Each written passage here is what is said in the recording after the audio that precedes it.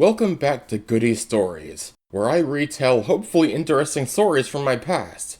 In this story, a medical worker abuses his power and unintentionally changes my drink preferences. Earlier in my life, but well after attending the summer camp from the previous story, I entered a very long phase of mental instability. I was constantly in and out of mental hospitals due to being suicidal among other personal issues. I got inpatient treatment 5 times, but I needed more help.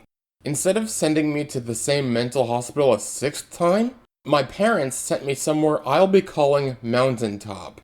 If a mental hospital was a prison, then Mountaintop was pretty much the closest thing in America to Norway's Bastøy prison. It's a gated community broken up into multiple cottages containing groups of patients, the system somewhat resembling families and houses.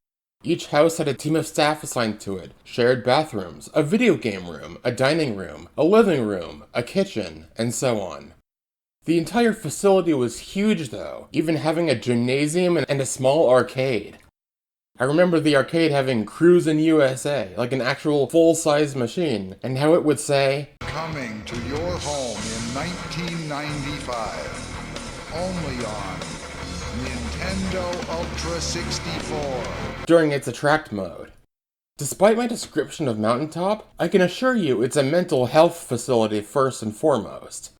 Like normal mental hospitals, newcomers are kept more isolated and contained to see if they can be trusted to not harm others or themselves. They're kept in a special cottage that more closely resembles insane asylums than mental hospitals, and it's hell in there. The rooms are bare bones, everything is lit by fluorescent lights, the walls, floor, and ceiling are all the same pale blue color, and your safety is the only thing that's guaranteed. So it's literally just a security room-like area with reinforced bulletproof glass for the staff to be in, a big room with blinding lights, and the bedrooms. You also have to sleep with your door open, so other people can come in and steal your stuff, which happened regularly. It's so much worse than other mental hospitals, trust me. Later on in their stay, patients are assigned to a real cottage and can go out on trips into the local area. There was even a movie night in the gym, all parents being invited. I also have memories of playing Guitar Hero in the gymnasium, but I don't remember how common this was. This story is one of the shorter ones I'll be telling, but it either has a good or a bad ending, depending on how you look at it. A bit into my stay, we got a 3rd staff person in our cottage, and since his name is so common, I'm not going to anonymize it. Aaron. Aaron.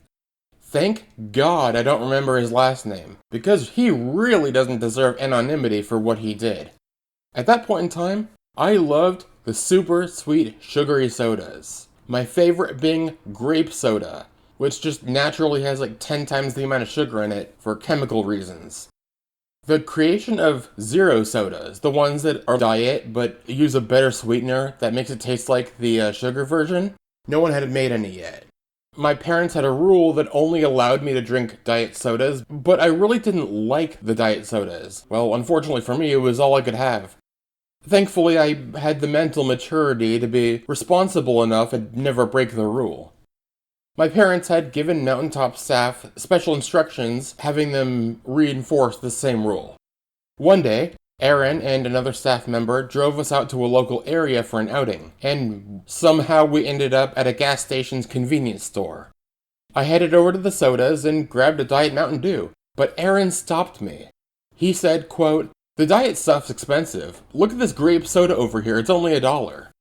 I then reminded him, being responsible and honest, about the situation involving my parents, where they said, "Hey, you're not allowed to drink sugary sodas." And that's why I was grabbing a diet soda. So I was being responsible, I promise. That's what I told him. Aaron responded to me saying, quote, "I talked to your parents today, and they said you could have sweetened sodas again. There's no more restrictions for you. They've been completely removed from your file. The other staff members actually knew about this already, and we're going to surprise you with the news later."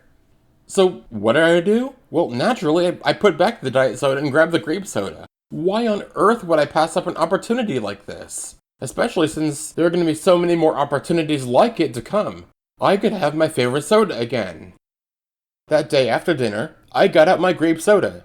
When the other staff person saw it, they snatched it away from me and saying, quote, "You can't have grape soda. How the heck did you even get this?"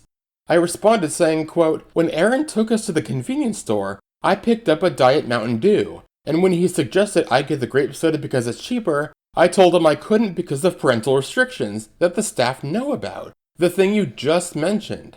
But he said he talked to my parents and they lifted the restrictions. It's gone from my file, and apparently you and every other staff person knew this and were gonna surprise me with the news later. And that's why I appear to shamelessly just take out the grape soda in front of you, because you apparently knew there was no rule."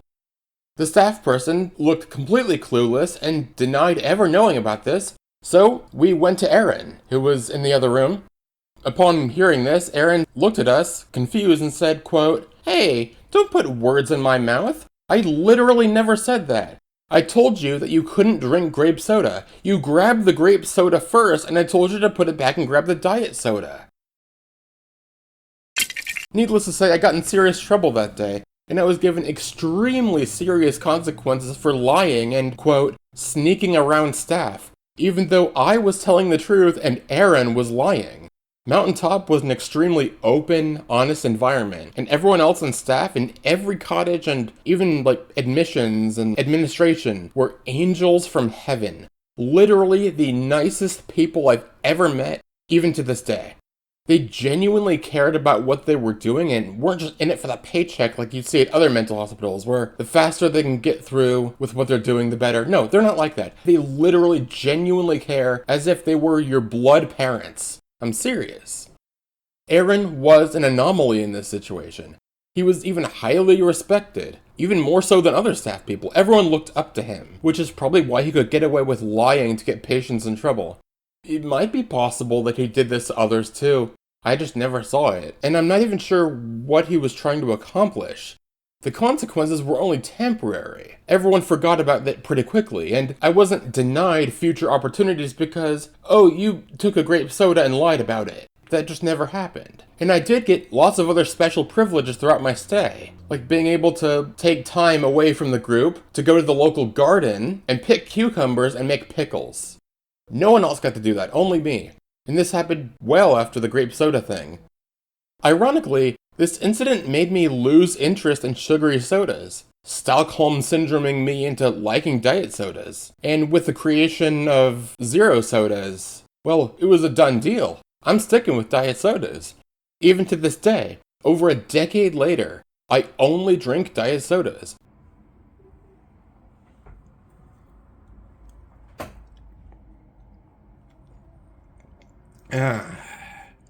Delicious. I technically have Aaron to thank for this, but I'd never actually thank a licensed medical professional who abused their power and control to intentionally lie to get patients at a mental health facility in trouble, of all places. During the extremely rare instance where I'm given a grape soda, I'm instantly reminded of this story, and hopefully now you will be too.